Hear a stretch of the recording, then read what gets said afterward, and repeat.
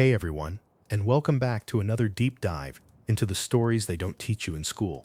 Tonight, we're going on a journey that's going to make you grateful for literally everything about your modern life. We're talking about the gritty, uncomfortable, and absolutely fascinating realities of the past. Before we begin, if you're enjoying these historical deep dives, go ahead and hit that like button and let me know in the comments where you're listening from and what time it is for you. I love seeing our global community come together for these history sessions. Now dim the lights, grab a warm drink, and get comfortable. Today we'll explore how Alexander the Great conquered the world in just 10 years. Prophecy and belief in divine destiny. Alexander the Great, like many great leaders throughout history, was obsessed with the idea of his own destiny. But in his case, this belief was not merely personal ambition or a political desire for power. He sincerely believed that he had been chosen by the gods to fulfill a great mission. His faith in his divine nature became the driving force that propelled him and his army through countless battles, wars, and uncertainties. This belief was deeply intertwined with prophecies, omens, and predictions that had accompanied him since childhood and formed the foundation of his ambition to conquer the world. Divine origins, Olympias, and the influence of his mother. One of the most significant factors that shaped Alexander's belief in his divine destiny was his mother, Olympias. Olympias was a woman of extraordinary strength and determination. Full of religious zeal, she firmly believed that her son was special, that his birth was not an accident, but the manifestation of divine will. She claimed that he had been conceived by the god Zeus, and that his destiny was to become the ruler, not only of Macedonia, but of the entire world. This story of a divine father undoubtedly had a huge influence on Alexander, convincing him that he was not merely a man, but a chosen one, destined to change the world. But Olympias's influence went beyond simple upbringing. She constantly reminded Alexander that he was born for a great purpose. With this belief, he grew up, and it was reinforced by his early victories and successes. Throughout his life, Alexander's belief in his destiny did not weaken, and the idea of his divine origin became a cornerstone of his worldview. Prophecies and predictions, oracles and the Delphi oracle. Alexander's belief in his divine destiny was not limited to his mother's words.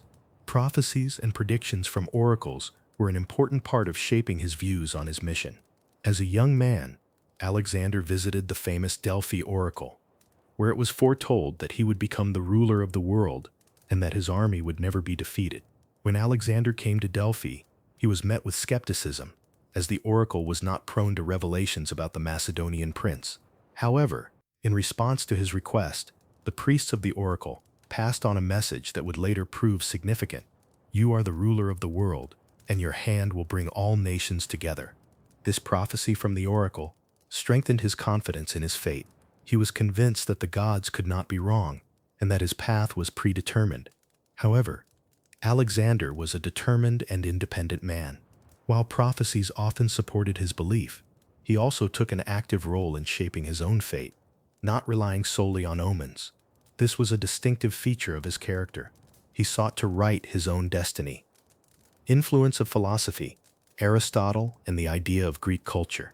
From an early age, Alexander was educated in the philosophy of Aristotle, the great philosopher of the time.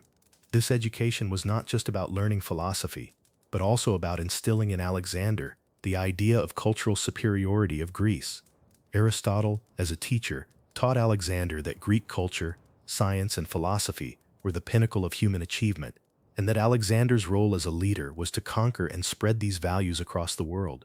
For Alexander, this was not merely a political task. He saw it as a sacred mission. However, it wasn't just philosophy and religious beliefs that shaped his worldview. He viewed the idea of spreading Greek culture as part of a divine plan. In his mind, these elements were naturally intertwined. His military victories and the spreading of Greek culture were two sides of the same coin, both part of a divine mission that he believed he had been chosen to fulfill. Omens and superstition, prophecies and mystical signs. In his campaign, Alexander frequently turned to omens and oracles, which he regarded as evidence of his divine nature. One of the signs that had a profound effect on his confidence was the appearance of birds with fiery feathers before an important battle.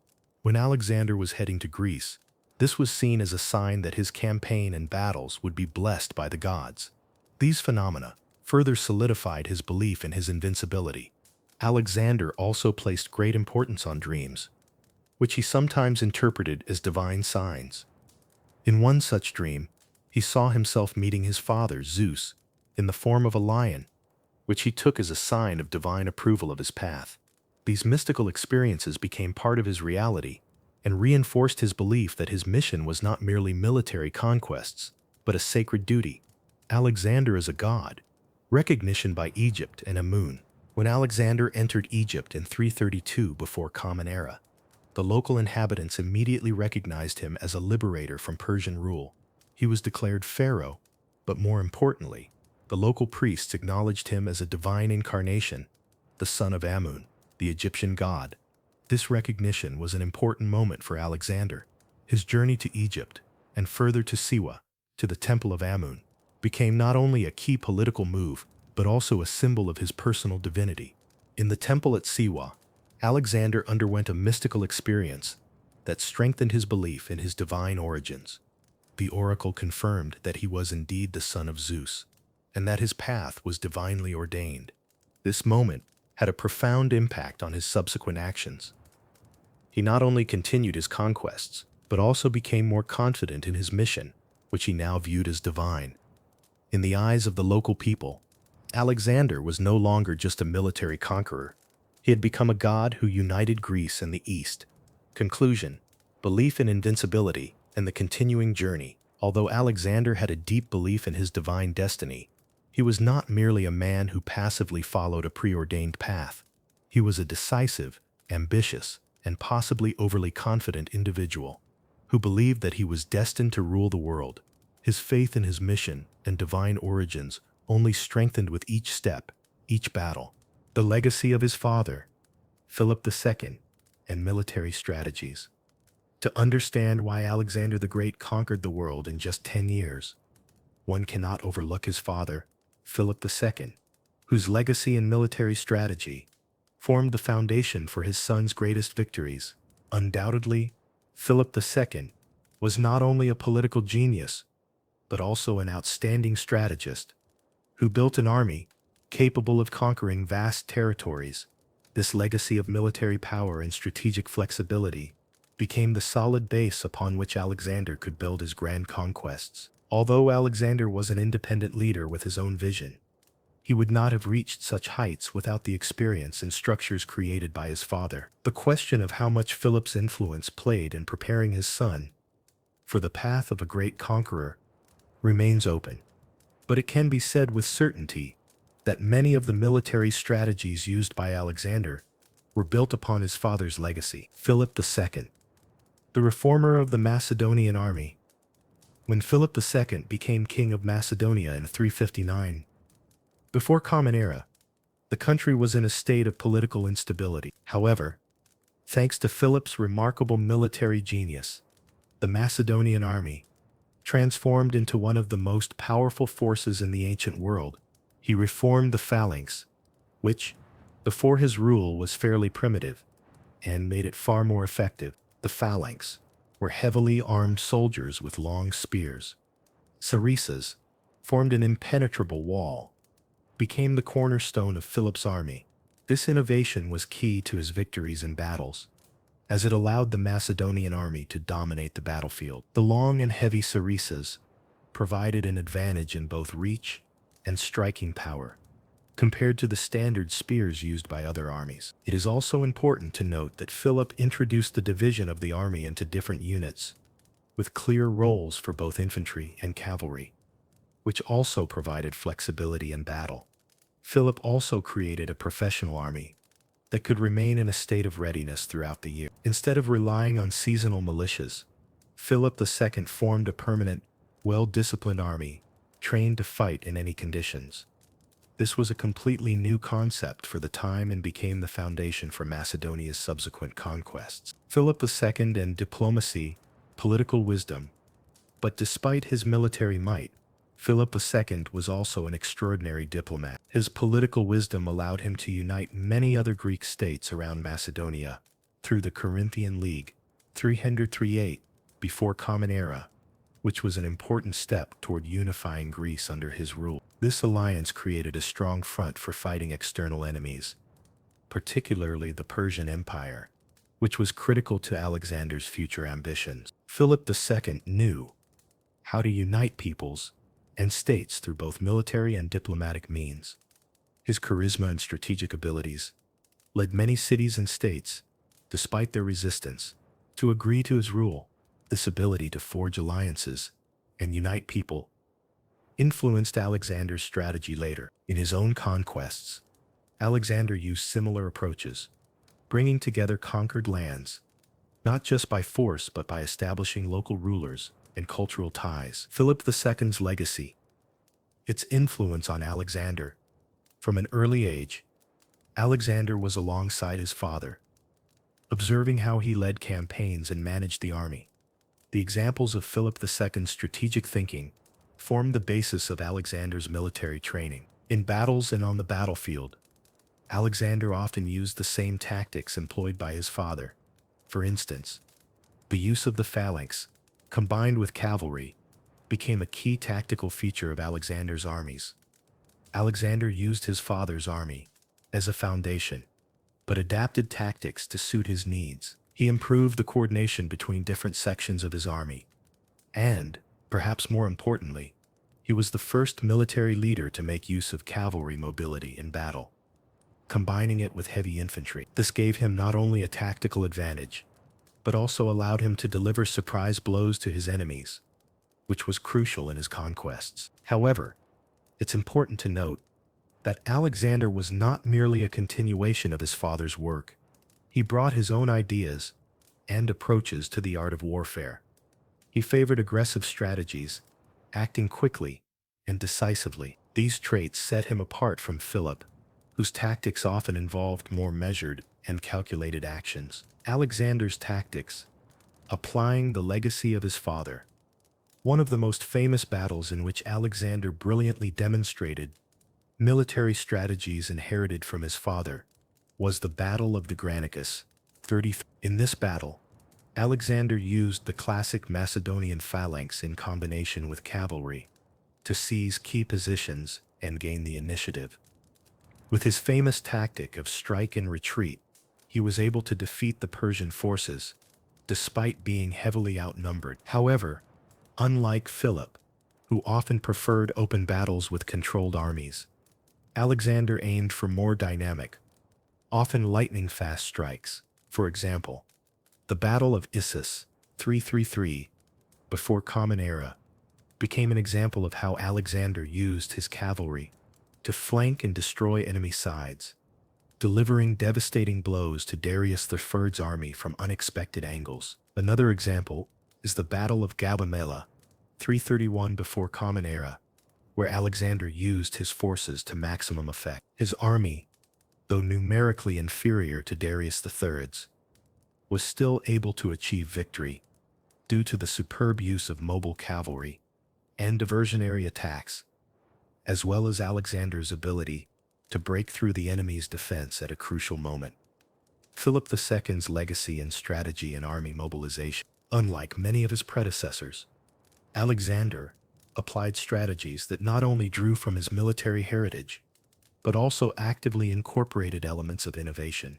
He managed to transform his father's army, making it even more mobile and flexible. While Philip's army was powerful and disciplined, Alexander's army was quick, able to cover vast distances in short amounts of time, which allowed him to strike the enemy at vulnerable points, often before they could even respond. This ability to rapidly mobilize troops became a critical element of his strategy. In contrast to the more static armies of the time, Alexander's forces could move at lightning speed, enabling him to strike the enemy where they were weakest. Conclusion: the legacy that opened the path to great conquests. Without the legacy of Philip II, without his reforms to the army and his ability to unite nations, Alexander would not have achieved such incredible heights in his military journey. However, despite Philip II creating a powerful foundation for his son, Alexander did not simply continue his father's work. He adapted and transformed tactics, molding them to his needs and personal qualities. The reformed army, built upon Philip's legacy, became not just a powerful military force, but a tool for Alexander to fulfill his ambitious goals. The conquest of the world. Early victories. The conquest of Asia Minor. After securing Macedonia's position in Greece and solidifying his claim as the successor to Philip II, Alexander the Great set his sights on the broader goal of conquest. His military journey would begin with the subjugation of Asia Minor, a region critical to his ambitions, and the path that would eventually lead to the downfall of the Persian Empire. But why did Alexander's campaign in Asia Minor become such a pivotal chapter in his military career? And how did it set the tone for his later successes? This chapter will explore Alexander's first major campaign in Asia Minor not only marked the beginning of his conquests, but also revealed his tactical brilliance, his strategic foresight, and the broader vision that drove him to embark on a journey that would forever change the course of history. Strategic importance of Asia Minor. Before setting out for Asia Minor, Alexander had already consolidated his power in Macedonia and the Greek world. However, the Persian Empire, which controlled much of Asia Minor and the Near East, was still a formidable adversary. Persia, under King Darius III, was an empire stretched over vast territories, with an army that was seen as one of the most powerful of its time. Asia Minor, the westernmost part of the Persian Empire, held immense strategic significance for Alexander. It was a critical first step in his pursuit of Persian dominance, and its capture would give him access to vital resources, ports, and military infrastructure. More importantly, it would give him a foothold in the heart of the Persian Empire, from which he could push further eastward. The Battle of the Granicus, 33-4, before Common Era, a pivotal first victory. The campaign in Asia Minor began with a decisive and highly symbolic victory. The Battle of the Granicus, in 33, Alexander's forces, numbering around 35,000, faced an enemy army of approximately 40,000 Persian and allied forces, composed of Persian cavalry, infantry, and Greek mercenaries. The battle took place near the Granicus River in modern-day Turkey, and it was Alexander's first major engagement with the Persian Empire. His victory here marked the beginning of his aggressive march into the heart of Persia, and it showcased his exceptional tactical skill. The Persian army under King Darius had underestimated the young Macedonian king, but Alexander's tactics would soon prove devastating to his enemies. In this battle, Alexander deployed a classic Macedonian formation. He used his phalanx, heavily armed infantrymen, with long spears, the sarissas, to create a defensive wall that could withstand any cavalry charge. But Alexander's brilliance was evident in his strategic use of cavalry. Instead of simply engaging in a direct confrontation, he used his cavalry to outmaneuver the Persian forces, attacking their flanks and cutting off their escape routes. The battle was a resounding success for Alexander. Not only did he gain control of Asia Minor, but he also shattered the myth of Persian invincibility. His victory at the Granicus River demonstrated his ability to outthink and outmaneuver a larger, more powerful army. This battle proved crucial in building momentum for his subsequent conquests, proving to both his allies and enemies that Alexander was more than capable of fulfilling the grand expectations that came with his divine destiny. The Siege of Miletus, demonstrating strategic flexibility. Following the victory at Granicus, Alexander moved swiftly to consolidate his control over Asia Minor. One of the next major challenges was the fortified city of Miletus, an ancient Ionian city that had allied with the Persians. Miletus was a strategic port city, essential for controlling trade routes and maintaining naval superiority in the region. The city was well defended, and Alexander's forces would face considerable challenges in capturing it. However, Alexander's decision to besiege Miletus is a testament to his military versatility. Unlike many rulers who would have simply bypassed such a stronghold, Alexander opted to surround the city, cutting off its supply lines and waiting for the defenders to surrender. This siege, though difficult and time-consuming, showcased Alexander's patience and understanding of logistics and warfare. Rather than rush into a costly assault, he systematically weakened the city's defenses, waiting for the right moment to strike. Miletus eventually fell to the Macedonians, marking another step toward securing the Aegean coast and ensuring the success of his Asian campaign. The fall of Halicarnassus, a demonstration of determination. One of the most challenging cities to conquer was Halicarnassus, located in modern-day Bodrum, Turkey. The city was a key stronghold for the Persian Empire in Asia Minor, and it was heavily fortified, with a massive defensive wall and a determined garrison. Halicarnassus was also home to the famous Mausoleum, one of the 7 wonders of the ancient world, which demonstrated the city's wealth and cultural importance. Alexander's siege of Halicarnassus was marked by intense and relentless fighting. The Macedonian army, although more experienced and tactically skilled, faced a determined defense. Despite these difficulties, Alexander's determination never wavered. He refused to abandon the city, recognizing its symbolic and strategic value. In the face of fierce resistance, Alexander employed a variety of tactics to breach the city's defenses. One notable example was his use of siege towers to scale the city walls, a method that would later become one of his trademarks. The fall of Halicarnassus was another significant victory, though it came at a high cost. The lengthy siege took a toll on both sides, but in the end, it was Alexander's perseverance and tactical brilliance that led to victory. The fall of this fortified city was particularly important because it sent a clear message to the Persian Empire. Alexander was not just a military commander, he was a determined and strategic leader, capable of overcoming even the most difficult obstacles. It also reinforced the idea that Alexander's conquests were not merely a series of battles, but a calculated strategic campaign. The Persian Empire reacts. The rise of Darius III. As Alexander's forces continued to move through Asia Minor, the Persian Empire began to respond. King Darius III, who had initially underestimated the Macedonian threat, began to gather his forces and prepare for a larger confrontation. The defeat of his forces at the Granicus River had already shaken his confidence, but Alexander's successes in Miletus and Halicarnassus would soon lead to a direct clash between the two armies. Despite the growing threat from Darius, Alexander's confidence in his military strategy only grew. He had already demonstrated an uncanny ability to engage in diplomacy, form alliances, and decisively engage in battle, all while managing the logistical challenges of a far-reaching campaign. At this stage, his momentum was unstoppable. The political landscape of Asia Minor, alliances and revolts. Throughout his campaign in Asia Minor, Alexander also had to contend with political complexities.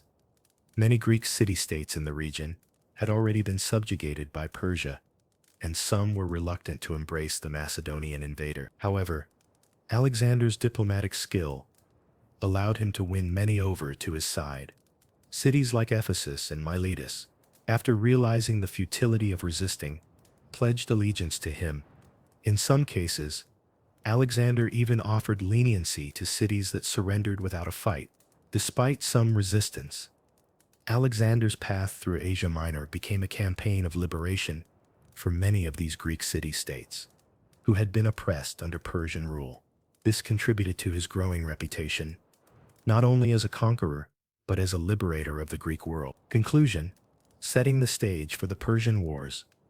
By the time Alexander completed his conquest of Asia Minor, he had proven his military and diplomatic genius. The early victories at Granicus, Miletus, and Halicarnassus demonstrated his tactical brilliance, his ability to adapt to different military situations, and his understanding of the political landscape. The Battle of Assis, overcoming the superior enemy.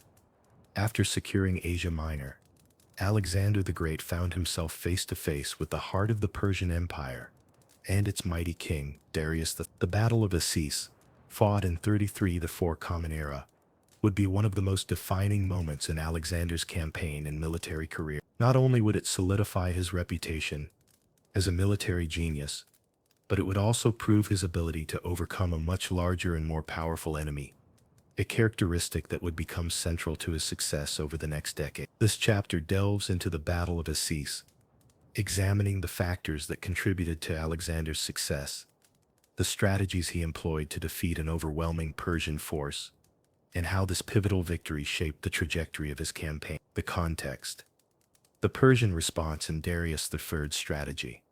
By the time Alexander advanced into the heart of the Persian Empire, Darius III had recognized the threat posed by the Macedonian king. After the Macedonian victory at the Battle of Granicus and the fall of key cities like Miletus and Halicarnassus, the Persian king understood that Alexander was no longer a regional challenger, but a serious contender for the throne of Persia itself. Darius assembled an army of extraordinary size, one of the largest in ancient history, estimated to be between 100,000 to 200,000 men, including heavy cavalry, infantry, and war chariots. The Persian forces were experienced and well-equipped, and Darius hoped that their sheer numbers would crush the Macedonian army, which was significantly smaller in comparison. The Persian king, confident in his army's size and strength, hoped to engage Alexander in a decisive battle that would either break the Macedonian forces or force them into retreat. Darius, however, underestimated Alexander's tactical brilliance and his ability to turn the tide of battle, even when facing overwhelming odds. The terrain, a strategic advantage for Alexander. The Battle of Issus was fought near the town of Issus, situated along the narrow coastal plain between the Gulf of Issus and the mountains of Cilicia. The location of the battle was crucial, as it significantly influenced the tactics used by both sides. The narrowness of the terrain worked in Alexander's favor, although Darius had the numerical advantage.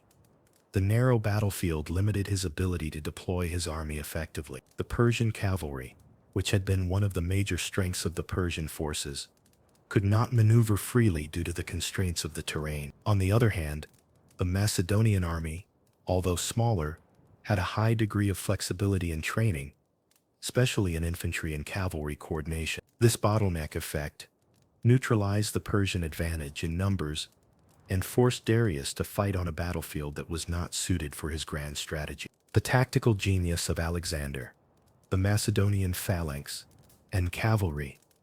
One of the key reasons why Alexander was able to overcome such a superior force was his unparalleled military strategy. He understood that a direct confrontation with a larger enemy would not necessarily result in victory, especially if the enemy's army was able to deploy its full strength. Instead, he employed a strategy that would leverage the strength of the Macedonian army while exploiting the weaknesses of the Persian forces. At Issus, Alexander employed his trademark tactics, combining the phalanx with his cavalry in a highly coordinated attack. The Macedonian phalanx, composed of heavily armed infantry with sarissas, formed a solid and impenetrable wall of spears. This tactic was designed to hold the Persian forces at bay, preventing them from gaining an advantage through direct engagement with Alexander's core infantry. Meanwhile, Alexander used his cavalry, commanded by his trusted general Parmenion, to flank the enemy. With the Persian cavalry and infantry held in place by the Macedonian phalanx, Alexander's cavalry moved swiftly to attack the Persian flanks and rear. This outflanking maneuver created confusion and disarray within the Persian lines, leading to their eventual collapse. The role of Alexander's leadership and charisma.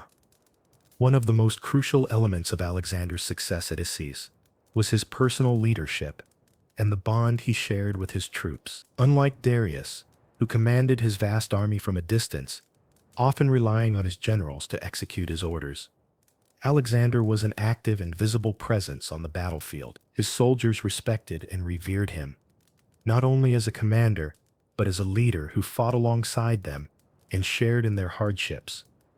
At Issus, Alexander's charisma and ability to inspire his troops were instrumental in maintaining morale and ensuring that his army performed at its best. The Macedonian soldiers, accustomed to Alexander's daring leadership, followed him into battle with unwavering loyalty.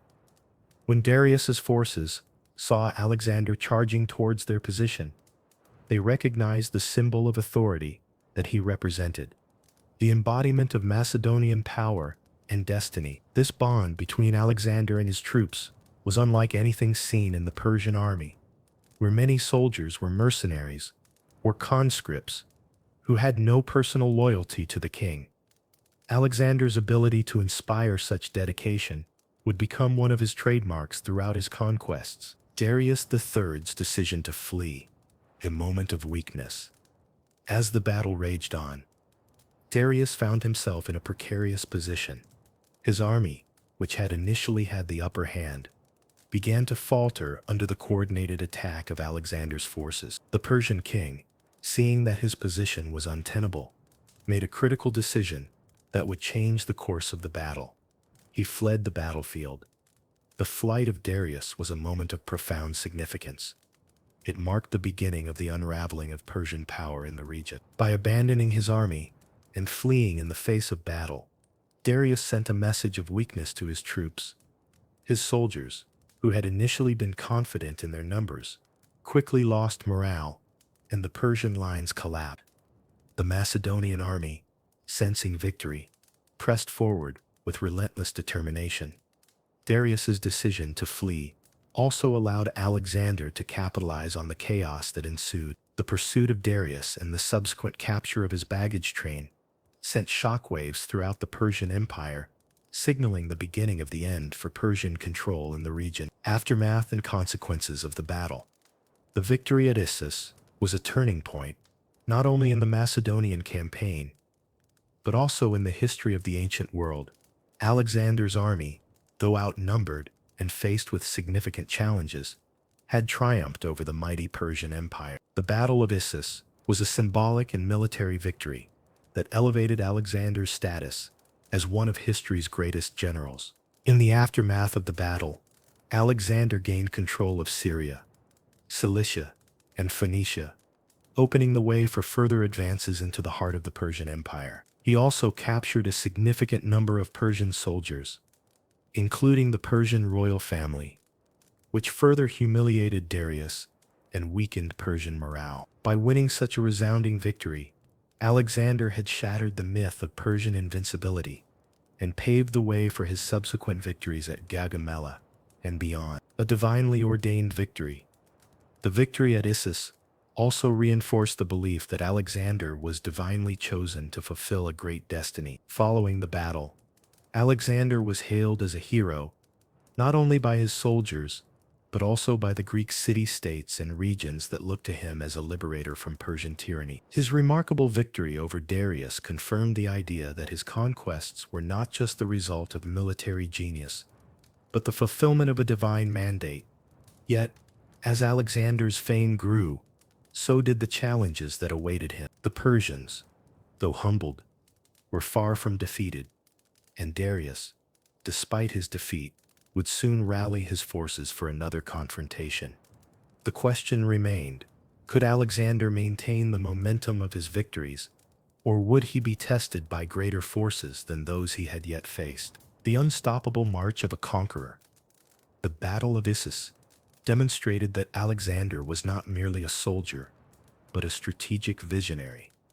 His ability to turn the tables against a numerically superior enemy, his masterful use of terrain, and his unshakable leadership made him an unstoppable force. But the battle also raised important questions about the future of Alexander's campaign.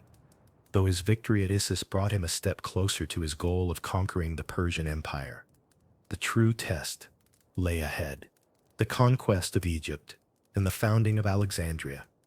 After the resounding victory at Issus in 33, before Common Era, Alexander the Great continued his relentless march eastward, advancing deeper into the heart of the Persian Empire. However, one crucial region still lay ahead of him: Egypt. Though technically part of the Persian Empire, Egypt was culturally and geographically distinct, and it would play a pivotal role in Alexander's campaigns. The conquest of Egypt, however, was not just another military campaign for Alexander. It was a moment that would cement his status as a liberator and a ruler of divine destiny. The conquest of Egypt, followed by the establishment of Alexandria, one of the most influential cities in history, would mark a critical juncture in Alexander's campaign. This chapter explores how Alexander's military genius, political acumen, and understanding of cultural symbols allowed him to claim Egypt with little resistance, and how he established a lasting legacy through the founding of Alexandria. The Egyptian context, Persian rule, and the desire for liberation.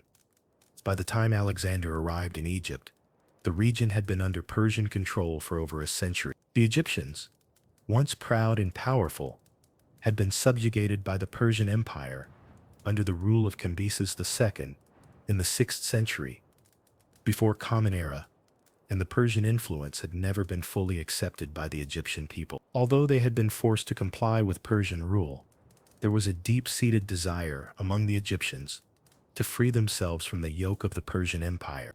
When Alexander entered Egypt, the Persian Empire was in disarray following the defeats at Granicus and Issus.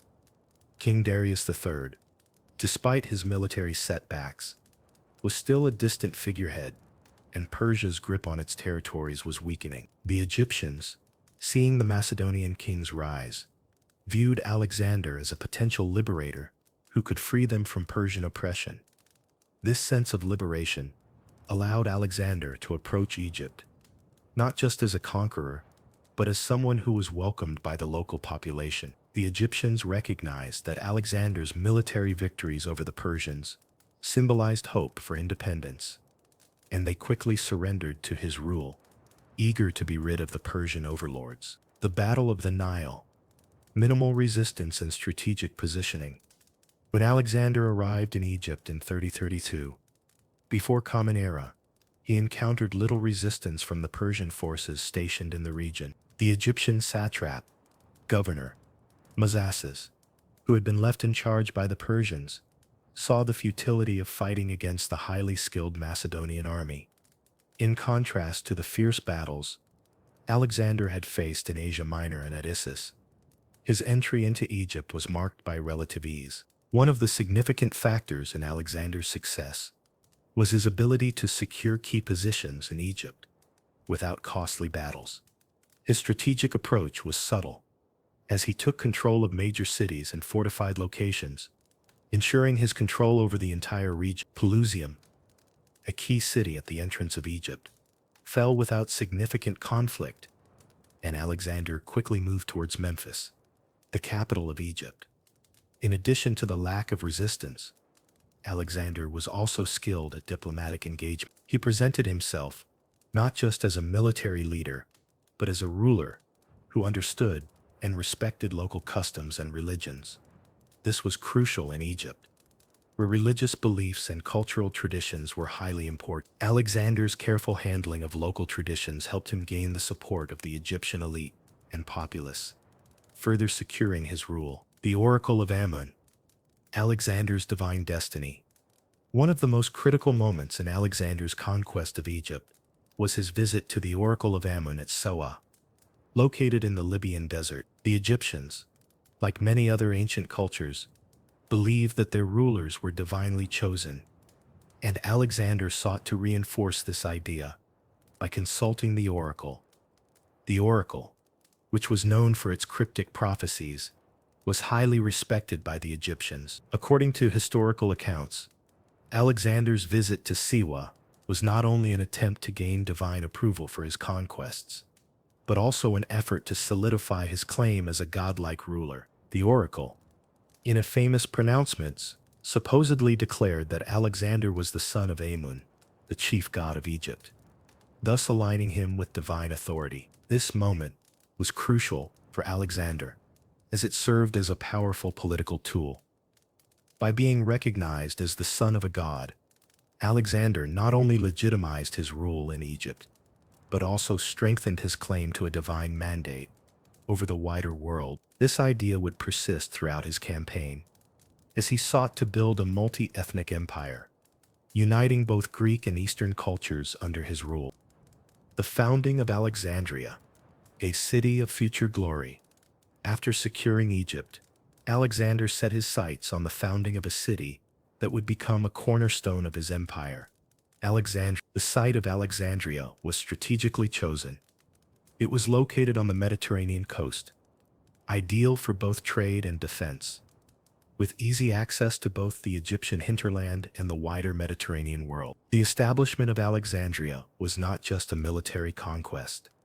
It was a statement of Alexander's vision for the future. He sought to create a city that would serve as a cultural, economic, and intellectual hub of the ancient world. Alexandria would not only symbolize the strength of his empire, but also reflect his desire to merge Greek and Egyptian cultures. The city would become a melting pot of diverse peoples, from Greeks to Egyptians to Jews, fostering the exchange of ideas, goods, and traditions. Alexander also took a personal hand in the planning of the city, enlisting the help of expert architects and engineers. The city was designed with wide streets, grand buildings, and a harbor that would become one of the busiest in the Mediterranean. The construction of the Great Library of Alexandria and the Lighthouse of Alexandria, one of the 7 wonders of the ancient world, would soon follow, ensuring the city's place as a center of knowledge and culture for centuries to come. The founding of Alexandria was not just a tactical move in terms of controlling Egypt. It was a legacy project, one that would endure long after Alexander's death. It was in Alexandria that scholars and philosophers from all corners of the known world would gather, advancing science, mathematics, and philosophy. The city's reputation would grow over time, becoming the intellectual heart of the ancient world. Alexander's policy toward Egypt, respect and cultural integration. Throughout his stay in Egypt, Alexander was keenly aware of the importance of respecting local customs and integrating Egyptian culture with Greek ideas. He adopted many of the traditional titles of Egyptian rulers, such as pharaoh, to solidify his standing in the eyes of the native population. Additionally, he encouraged intermarriage between Greeks and Egyptians, fostering cultural integration and unity. This blending of cultures was a crucial aspect of Alexander's broader vision for his empire. Unlike many conquerors who sought to impose their own culture on their subjects, Alexander understood the importance of respecting local traditions and customs. This helped him create a more stable empire, where the diverse populations he ruled over were more willing to accept his leadership. Alexander's respect for Egyptian religion was also evident. He not only consulted the Oracle of Amun, but also made offerings to various Egyptian gods, and positioned himself as a figure who honored the divine powers of both Greece and Egypt. This duality of religious identity, with Alexander presenting himself as both a Greek hero and an Egyptian god, further solidified his role as a ruler of the ancient world, uniting disparate cultures under one banner, a long-term vision for Egypt and beyond. The conquest of Egypt and the foundation of Alexandria were not merely about securing territory for Alexander. They represented a vision for the future, a vision where Greek and Eastern cultures could coexist, exchange, and thrive. By incorporating the Egyptians into his empire and founding a city that symbolized this integration, Alexander laid the groundwork for the Hellenistic world.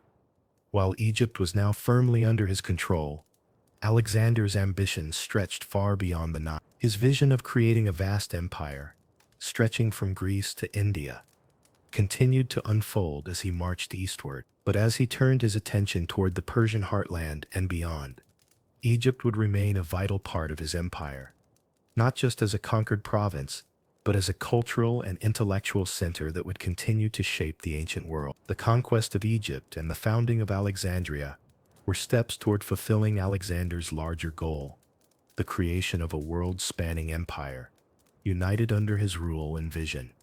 But as Alexander moved forward, the challenges would grow more formidable. The Persian Empire, the Battle of Gaugamela, and the fall of Darius. As Alexander the Great continued his march through the ancient world, his ultimate goal was clear: the conquest of the Persian Empire. After securing Egypt and founding the city of Alexandria, Alexander turned his attention to the heart of the Persian Empire, now ruled by King Darius III. The final confrontation between the Macedonian king and the Persian monarch would come at the Battle of Gaugamela in 30, a decisive battle that would not only change the course of history, but also signify the collapse of the Persian Empire, which had dominated the ancient Near East for over 2 centuries. In this chapter, we examine the Battle of Gaugamela, the strategies employed by both Alexander and Darius, and the aftermath of the battle, which saw the ultimate defeat of the Persian forces and the fall of King Darius III. This battle marked the culmination of Alexander's campaign, demonstrating his brilliance as a military strategist and his ability to overcome enormous odds. The Persian Empire in decline. Darius III's leadership. By the time of the Battle of Gaugamela, the Persian Empire was on the brink of collapse.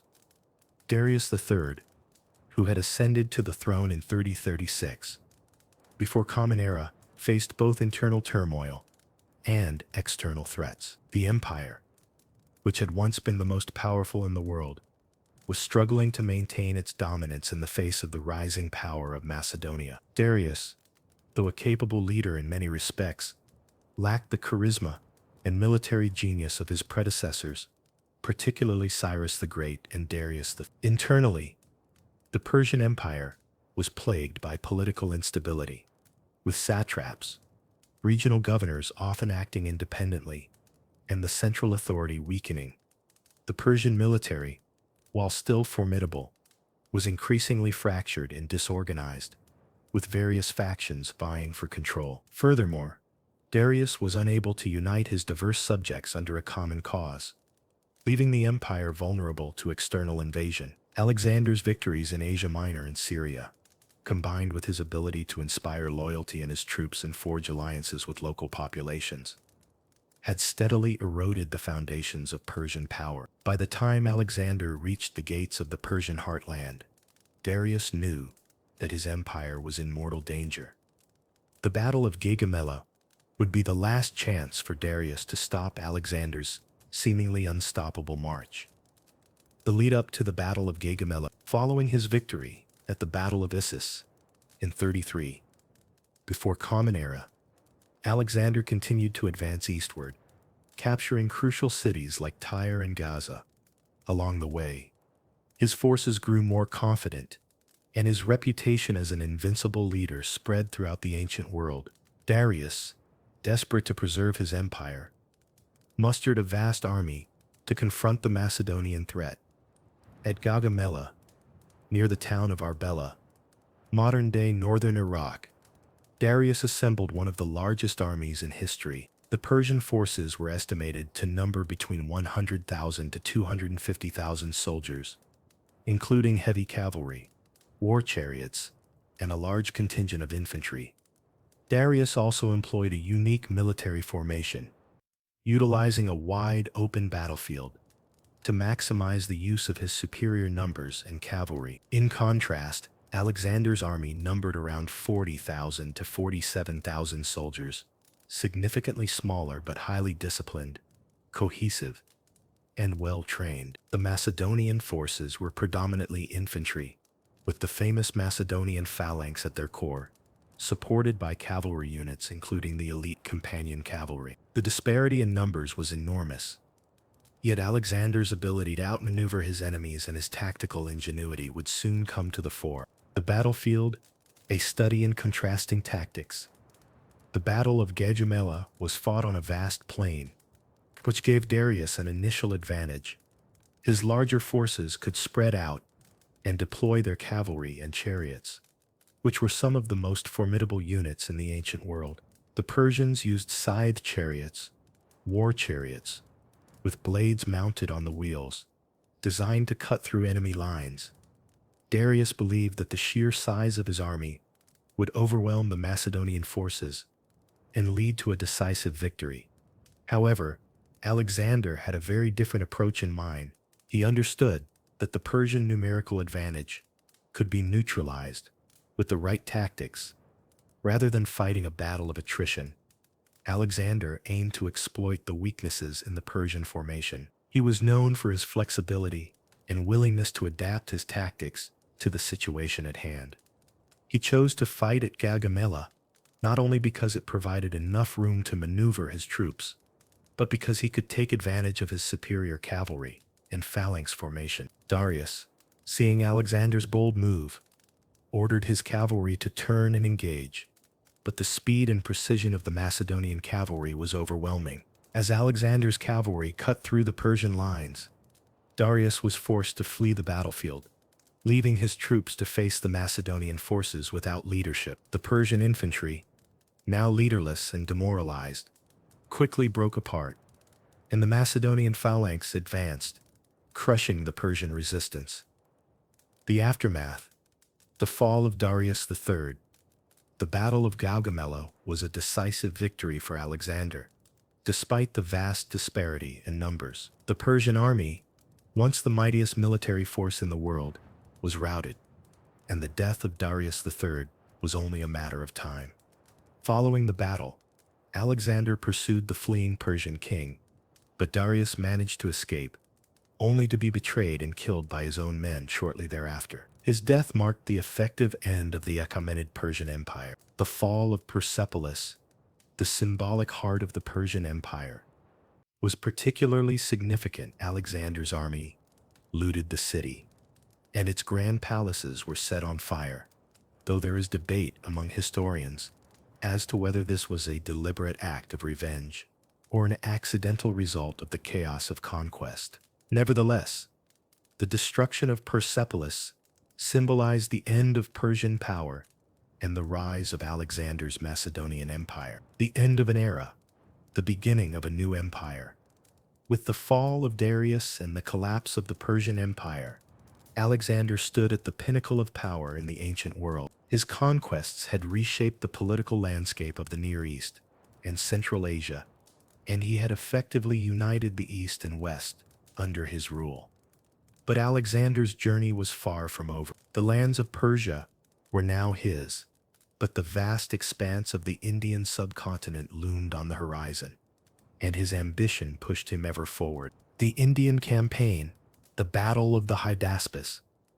Having established his dominance over the ancient Persian Empire, Alexander the Great turned his gaze toward the east. His conquests had already reshaped the ancient world, and the next major challenge lay in the lands beyond Persia, in the vast and mysterious world of India. For Alexander, the challenge was not merely territorial expansion, but the confrontation with an entirely new set of cultural, geographical, and military obstacles. The Battle of the Hydaspes, fought in 36 BCE, before Common Era near the Hydaspes River, modern-day Jhelum in Pakistan, would prove to be one of Alexander's most remarkable victories and one of the most challenging battles of his career. Against the backdrop of a powerful new adversary, the Indian king Porus, Alexander would face the full force of a large and well-prepared army. This battle marked the limits of his eastward expansion, and although Alexander emerged victorious, it marked the beginning of growing resistance and the signs of fatigue among his troops. In this chapter, we will explore the context of Alexander's Indian campaign, the events leading up to the Battle of the Hydaspes, the strategic brilliance Alexander displayed on the battlefield, and the aftermath of the victory that reshaped the course of his empire. Crossing the Hindu Kush, entering the unknown, by 3026, before Common Era, Alexander's army had traversed the vast expanses of Central Asia, defeated the Persians, and conquered Egypt. His forces, battle-hardened and disciplined, continued to march eastward, pushing further than any Macedonian army had ever ventured. The Hindu Kush Mountains, which form the northern border of the Indian subcontinent, presented a daunting challenge, but Alexander's forces pressed on, navigating treacherous passes and dealing with harsh winter conditions. Once across the mountains, Alexander's army entered the fertile plains of the Indus Valley, the gateway to the Indian subcontinent. The region was known for its ancient civilizations, rich culture, and vast wealth. However, it was also home to some of the most formidable armies in the ancient world. Alexander, though unstoppable in his previous victories, was about to face a new kind of foe, one who was not only a seasoned warrior, but also deeply entrenched in the traditions of the East. The rise of King Porus, a new challenge. One of the first Indian kings Alexander encountered was King Porus, the ruler of the Paurava kingdom, located between the Jhelum and Chenab rivers in modern-day Pakistan. Porus was a formidable military leader, renowned for his leadership and his use of war elephants, one of the most powerful weapons in ancient warfare. His army was well trained, and he was prepared to defend his kingdom against the invading Macedonian forces. Porus's reputation as a fierce and skilled tactician, combined with his large army of infantry, cavalry, and war elephants, posed a significant threat to Alexander. Porus, much like Alexander, understood the importance of morale and the value of his soldiers, and he was determined to make a stand against the foreign invader. Before engaging in battle, Alexander sent emissaries to Porus, offering peace and an alliance. But the Indian king rejected Alexander's terms, vowing to defend his lands to the death. This rejection of diplomacy meant that a showdown was inevitable, and the two armies prepared for the conflict that would define their futures. The Hydaspes River, the terrain of conflict. The stage was set for the Battle of the Hydaspes, a confrontation that would take place on the banks of the Hydaspes River, an area that would prove to be a crucial part of the battle's outcome. The river, swollen with seasonal monsoon rains, presented both opportunities and challenges for both sides. For Alexander, crossing the river with his army would be a tremendous logistical challenge. As the Hydaspes was swift and deep, the Indian forces, stationed on the opposite bank, were positioned to block any crossing. But Alexander, ever the brilliant strategist, recognized that this was a moment for ingenuity. In an audacious move, he ordered his men to build a series of pontoon bridges, and under the cover of night, began crossing the river at a point that was unexpected by Porus. The maneuver was a testament to Alexander's strategic foresight, as it allowed his army to avoid the heavily fortified positions along the river's main crossing points. By the time Porus realized what had happened, Alexander had already established a strong position on the opposite bank, and the battle was about to begin. The Battle of the Hydaspes, a clash of titans. On the day of the battle, Alexander's army was confronted with a larger and more diverse force. King Porus's army consisted of approximately 30,000 infantry, 4,000 cavalry, and 200 war elephants, a formidable array of troops. The elephants, in particular, were a significant concern for the Macedonian forces, as these massive creatures were capable of trampling entire lines of infantry and cavalry. In contrast, Alexander's army numbered around 40,000, including cavalry and the famous Macedonian phalanx, which had proven successful in previous battles. While Alexander had fewer soldiers, his army was well organized, experienced, and adaptable to the challenges ahead. The battle began with Alexander's forces advancing on the Indian positions, with Porus commanding his war elephants and infantry in a tightly packed formation. The elephants were placed in the front, intended to break through Alexander's lines, while the rest of the infantry and cavalry supported them. However, Alexander employed a series of tactics that would neutralize the strength of the elephants. He used archers and javelin throwers to harass the elephants from a distance, weakening their morale and causing chaos in their ranks. Meanwhile, Alexander's cavalry attacked the Indian flanks, exploiting gaps in Porus's formation. The key moment of the battle came when Alexander personally led a charge against the center of the Indian line. His companion cavalry, one of the most elite cavalry units in the world, broke through the enemy's left flank, causing confusion and panic.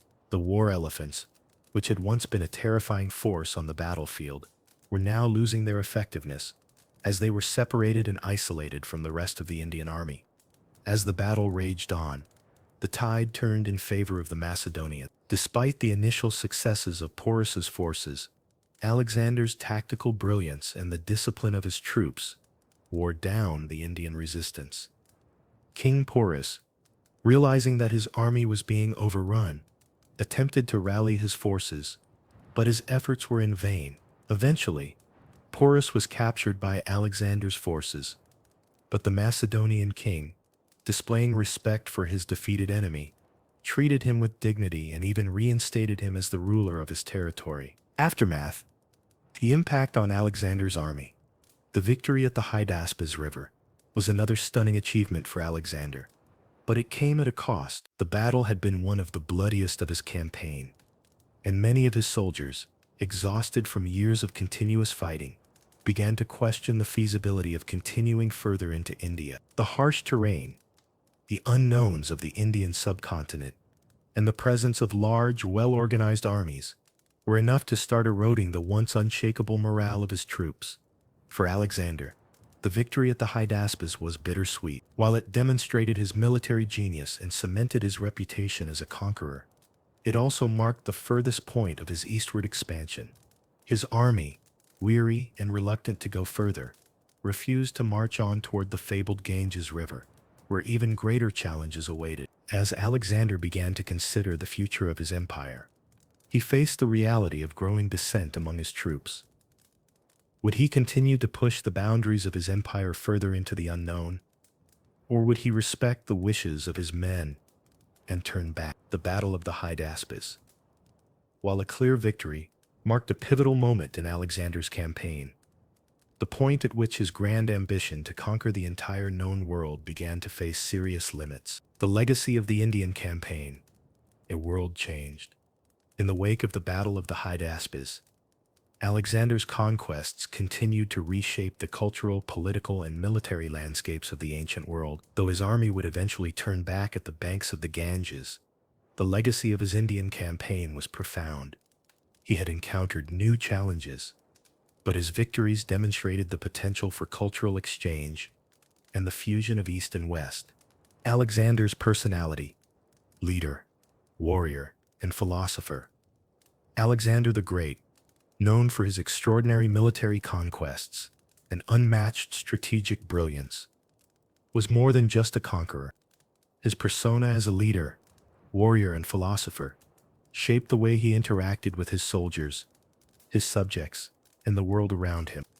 His life was a testament to ambition, perseverance, and intellectual curiosity, qualities that propelled him to the top of the ancient world, but also created a complex and multifaceted legacy. In this chapter, we delve into the core of Alexander's character, exploring how his leadership qualities, warrior spirit, and philosophical mindset contributed to his meteoric rise. It is important to understand that the success of his 10-year campaign was not solely due to military prowess.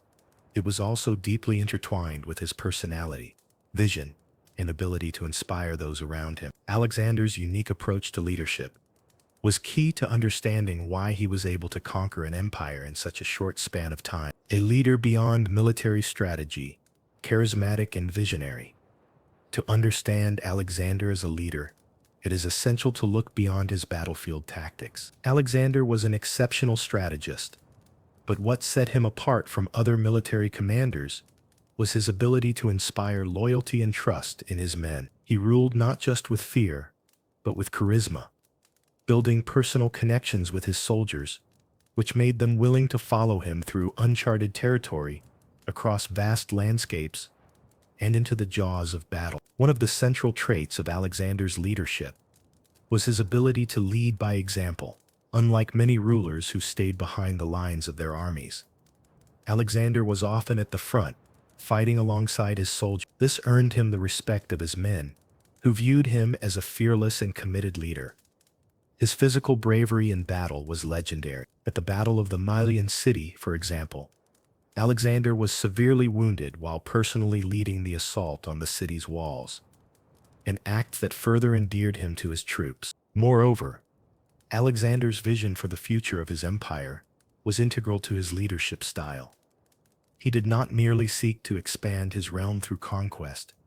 He aimed to create a unified world where East and West could coexist and thrive under one banner. His ambition was not just about gaining power for the sake of power. It was driven by the belief that he was fulfilling a grand destiny, the unification of the known world under his rule. The warrior spirit, unyielding determination, and tactical brilliance. As a warrior, Alexander's abilities were unparalleled in the ancient world.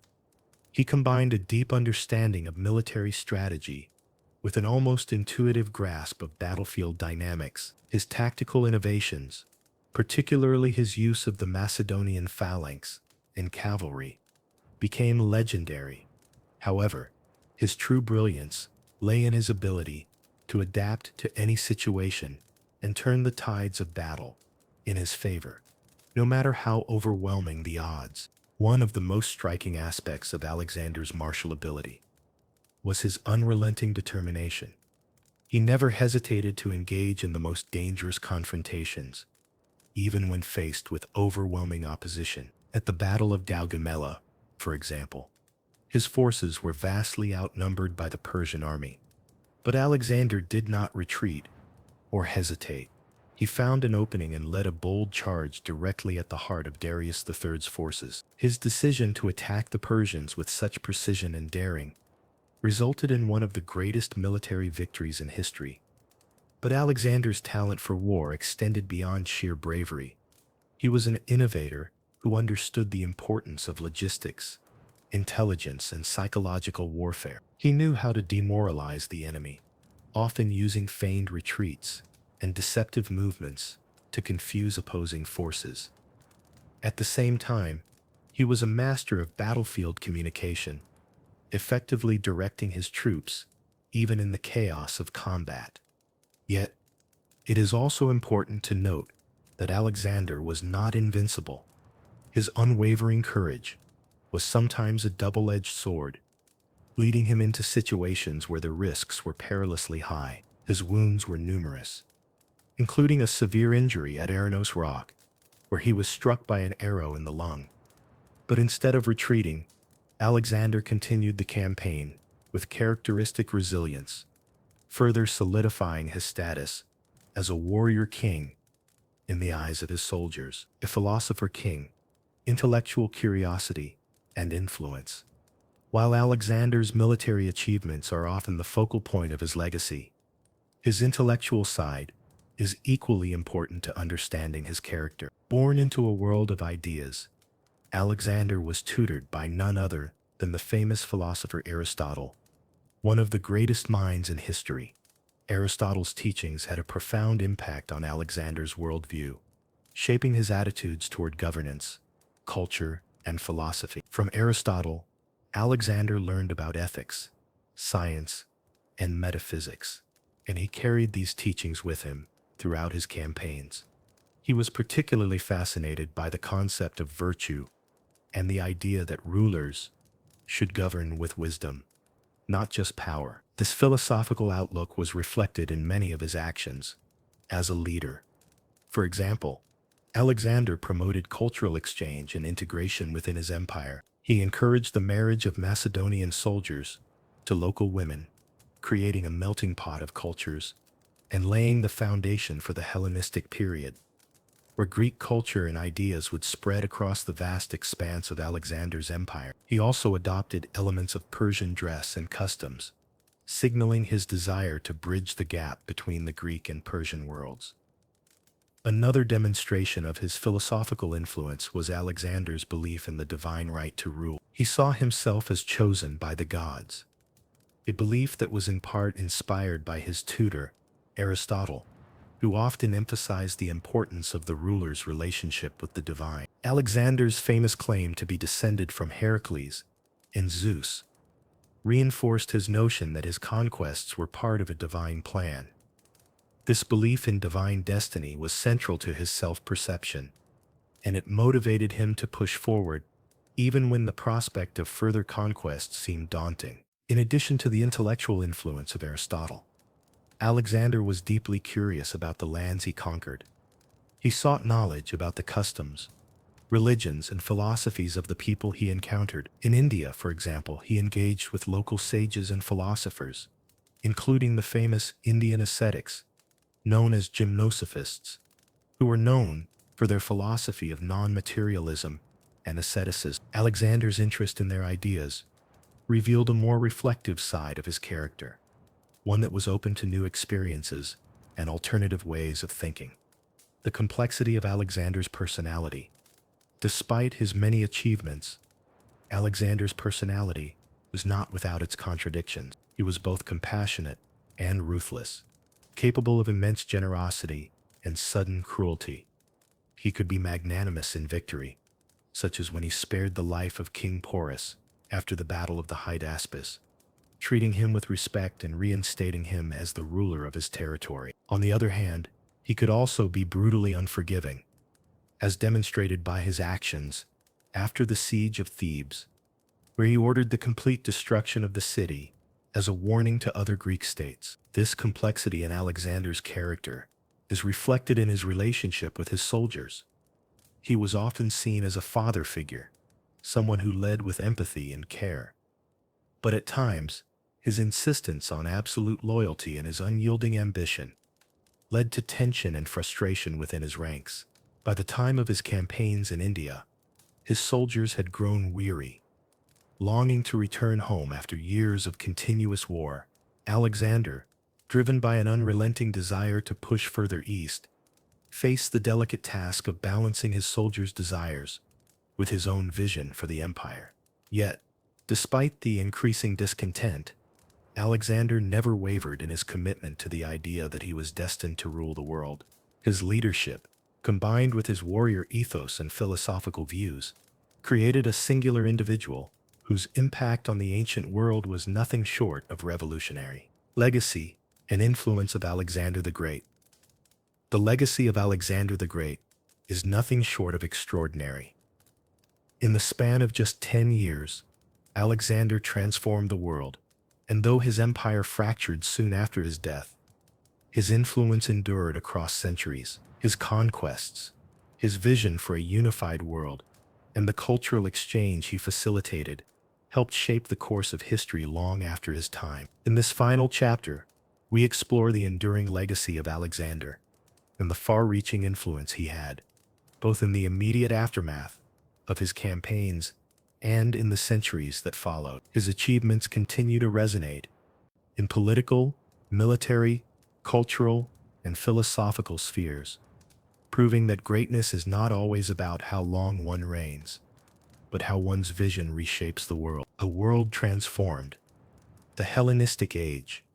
At the time of Alexander's death in 33, before Common Era, his empire was vast, stretching from Greece in the west to the borders of India in the east. Despite the rapid fragmentation of his empire after his death, the impact of his conquests gave rise to the Hellenistic period, a time of cultural and intellectual flourishing. The Hellenistic world was defined by the spread of Greek language, art, architecture, philosophy, and science across the conquered lands, blending with local traditions to create a new and dynamic cultural landscape. The greatest cities that Alexander founded, such as Alexandria in Egypt, became thriving centers of Greek influence.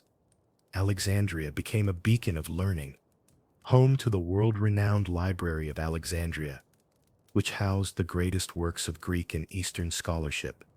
The Museum of Alexandria, an institution dedicated to the pursuit of knowledge, attracted the brightest minds from all corners of the known world, ensuring that Greek ideas would continue to influence the intellectual elite for centuries. In the East, Alexander's influence stretched beyond his own empire. The Greco-Bactrian kingdom, established in the region of Bactria, modern-day Afghanistan, became a vital crossroads between Greek, Persian, and Indian cultures. It was here that Greco-Buddhism flourished, blending Greek artistic traditions with Indian religious and philosophical thought, creating a unique cultural and artistic heritage that would later influence the art and architecture of Central Asia, China, and beyond. In short, the world that Alexander left behind was not merely a collection of territories, but a living, breathing cultural and political entity, where East and West converged, resulting in an era of intellectual and artistic exchange that laid the foundation for the great empires that would follow. Military innovation and strategy. One of the most enduring aspects of Alexander's legacy is his contribution to military strategy and tactics.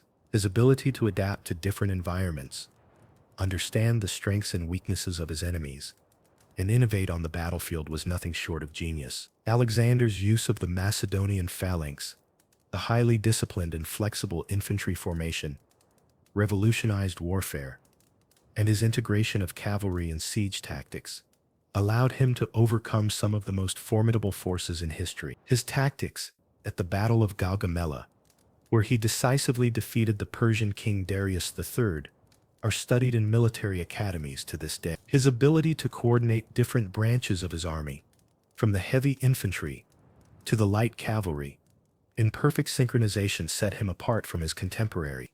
His most notable contribution to military history was his flanking maneuvers, which not only overwhelmed his enemies, but also reduced the loss of life for his own forces, emphasizing efficiency and precision. Alexander's military genius was also seen in his use of psychological warfare.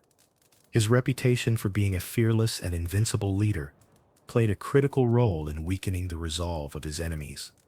Before battle even began, he understood that the mind was as important a battlefield as the field itself, and often his mere presence or the fear of his relentless advance would cause enemy commanders to hesitate or retreat. The ripple effects of Alexander's military innovations lasted well beyond his death, influencing not only his successors, but also later military leaders, including the Romans, who adapted many of his tactics in their own expansion. His legacy as a tactician and strategist set the stage for the military leaders of the future, and his battles remain a benchmark in the study of warfare. The spread of Greek culture, the bridge between East and West.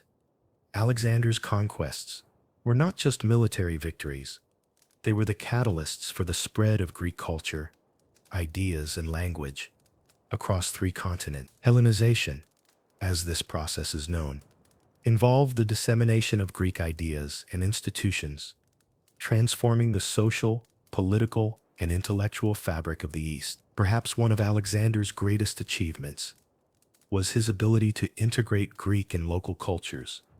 Rather than simply imposing Greek customs, he encouraged the blending of cultures. In Persia, for example, Alexander adopted many elements of Persian court life and administration, wearing Persian robes and sitting on a Persian throne. In Egypt, he was hailed as a god, embracing both the Greek and Egyptian religious tradition. In India, although he did not conquer the entire subcontinent, his presence created lasting cultural interactions that helped to shape the future of Greco-Buddhist art and philosophy. This cultural integration paved the way for an era of cross-cultural exchange that spanned the Mediterranean, the Near East, and parts of Asia. The Silk Roads, which would later become vital trade routes connecting China to the West, were in part made possible by the political stability and infrastructural developments initiated by Alexander and his successors.